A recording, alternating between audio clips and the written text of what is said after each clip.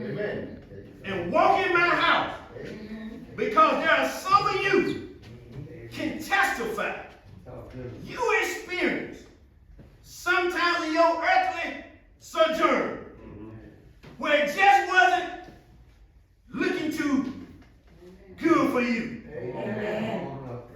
I'm finna show love. Separate the real from the fake. Amen. I'm showing up to separate the phony from the showing up for real folks. Because if you had moments in your life where your back was against the wall, where you did not know where your next paycheck was going to come from, where you did not know how are you going to supply your needs for your family and your children. I'm talking to you. Now, I ain't talking to some of y'all super duper saved folks Amen. who going to heaven anyhow, who can memorize every hymn. You know every scripture. You eat Genesis for breakfast. You eat Revelation for dinner. People ask you how you doing, you say, I'm too blessed to be stressed. Child, I'm blessed and highly favored. I'm too anointed to be disappointed. I'm too equipped to be whipped. I ain't talking to none of y'all today. I came to talk to the folks who don't mind hollering back at the preacher. There you go. I had some moments in my life where stuff was not just looking too good. There was a time in my life when my money got funny, when my change got strange, when my dollar wouldn't holler, when my nickel was fickle, when my husband got on my last nerves, when my children, I like to see the chucky, when my house was not looking like the Hustlers, it was looking like Nightmare on Elm Street. Who can holler back at the preacher and testify? Sometimes it was not just looking too good. Yeah, it ain't looking good at times. Who in here can testify? You can be a believer, and still be burdened. Oh, yes. Yes. You know you can be saved, but you can still have struggle. Yes. Amen. You can be a praiser, and you can still have pressure. You can be blessed and still have the burdens. Yes. You can have favor and still be frustrated. You can be in the choir and rendering praise with the praise team and still have problems. You can be a preacher and deal with perpetrators. You can be an usher and still deal with ugly situations. Yes. You can be a deacon and still go through disappointment. Who in here can testify? You know what that feels like. Yes. If I'm on your street, pulling up in your driveway, well, you're in the right place at the right time to receive a blessing from the Lord.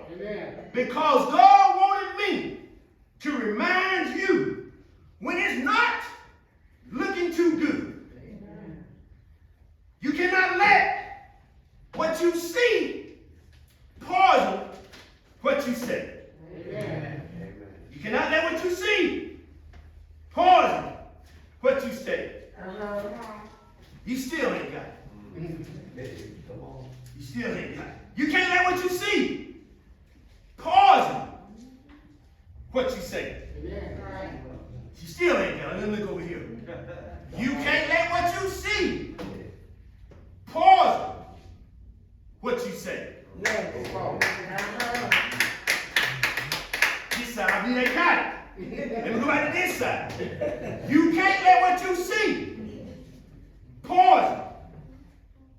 What you say? Then y'all got to let me speak to the people in the back right there. You can't let what you see poison what you say. Y'all alive, y'all alert, y'all awake. You can't let what you see poison what you say. When the doctor say, I'm on this something. When the doctor say, I see a spot. I see something that looks suspicious on your body. I'm here to tell you. You can say, Doc, I hear what you're saying. But I already know what he's saying. You see a spot. I see a scripture. He was wounded for our He was wounded for our transgression. Bruised for our iniquities. Yes. The chastisement of our peace is upon him. But by his stripes, God, I'm already healed.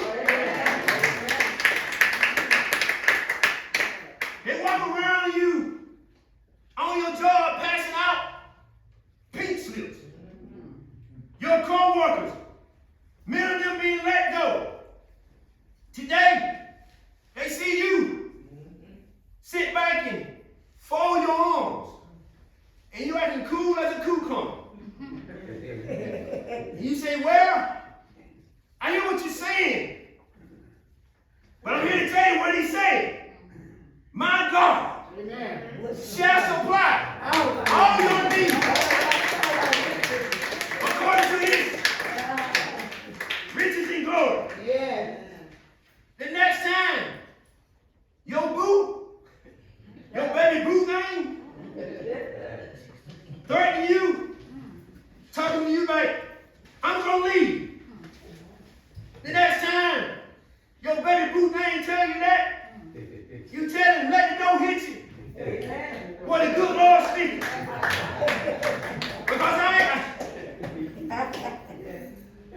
Because no weapon formed against me shall prosper.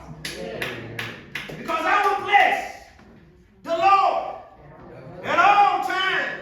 Because he's good. He's good.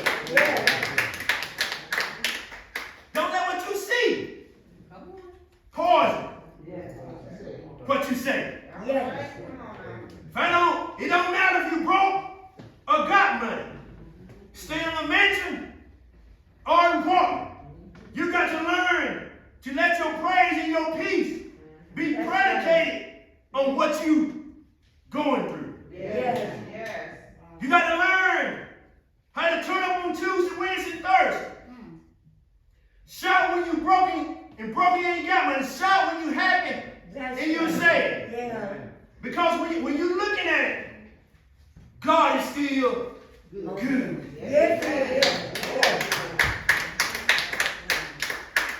He's still able. Yes, he is. But as we get back to this text, I get ready to close this message out. We see this ruler from the synagogue, Jairus. Oh, young folks, y'all can relate with me right here, like with this right here. You see this ruler of the synagogue. He was a baller and a shot caller. He was a bomb.com. He was a top dog. He was a man of prestige. He was a man of power. He was influential. He was an intelligent man. He was a blessed man. He was financially stable. I just believe in my spirit. He was intelligent, well dressed. He had some sense and soul. He had a hand and he had heart. He had scholarships and he had spirit. He was a ruler of the synagogue. But things was not looking good at his house. Because of his position,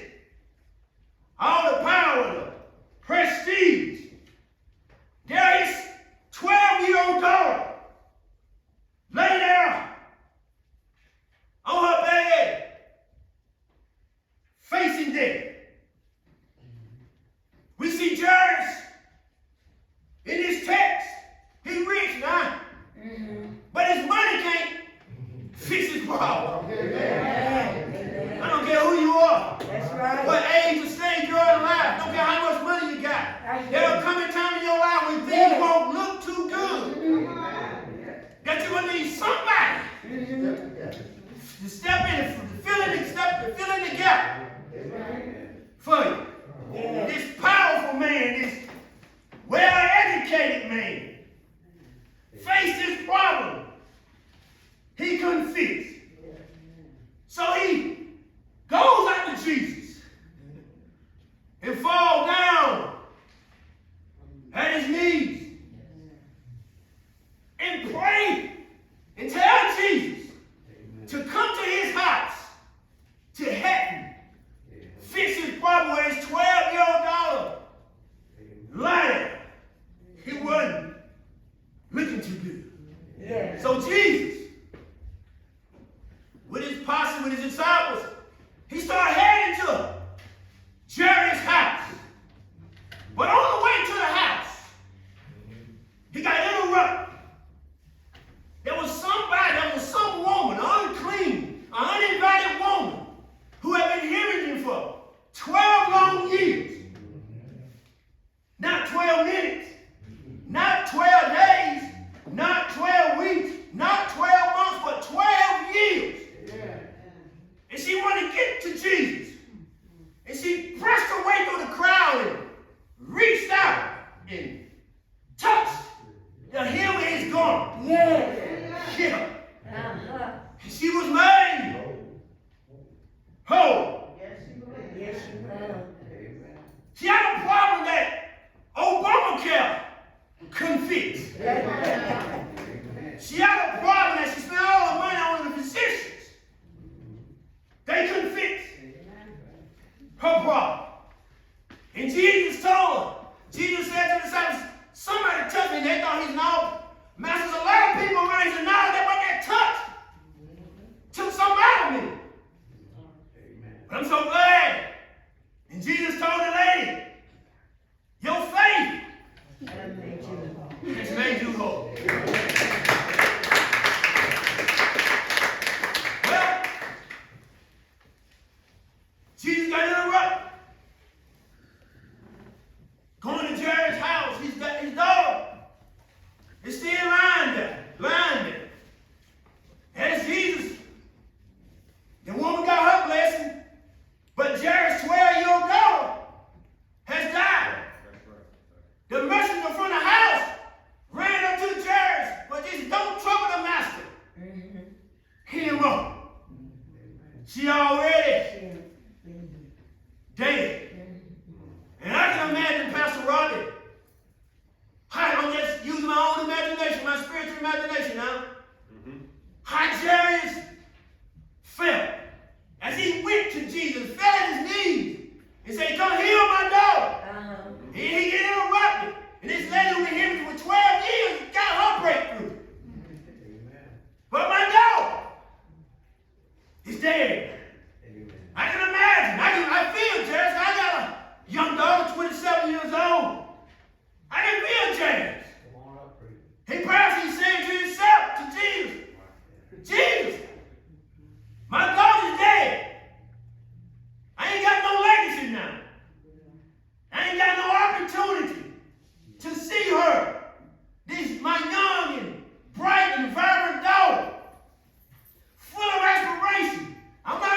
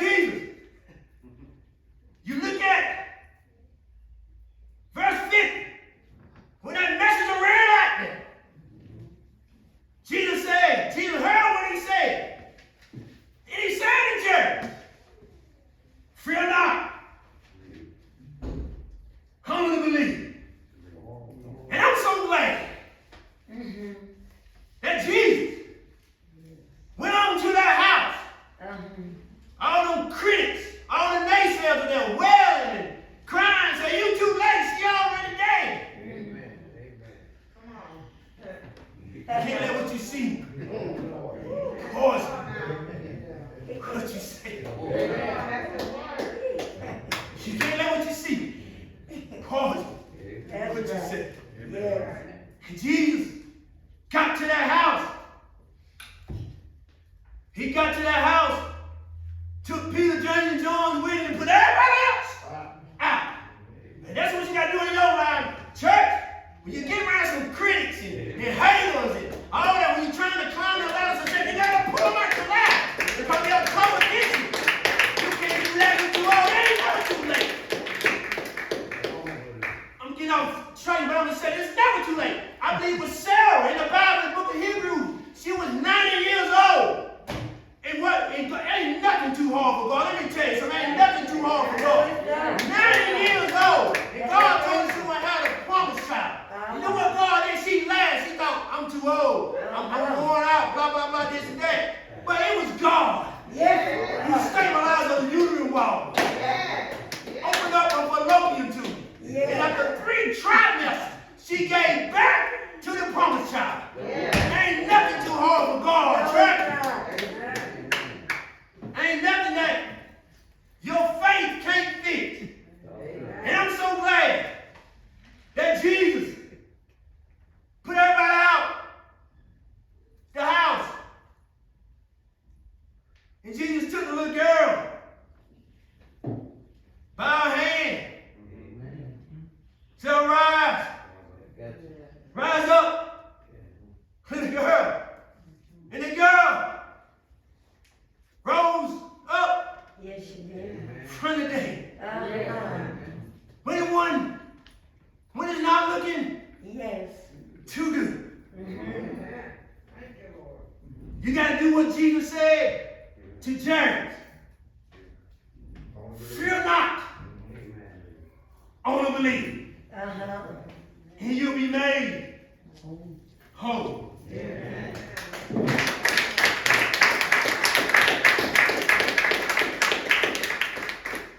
I'm so glad that Jesus raised her from the dead.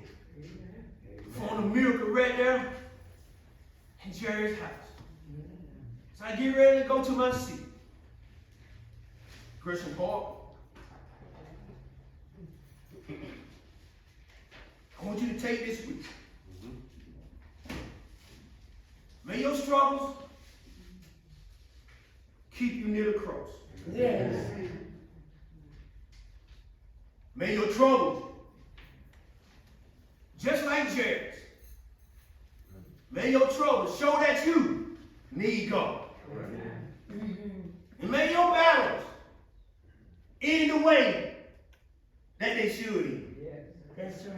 Yes. And may your bad days prove that God is good Yes.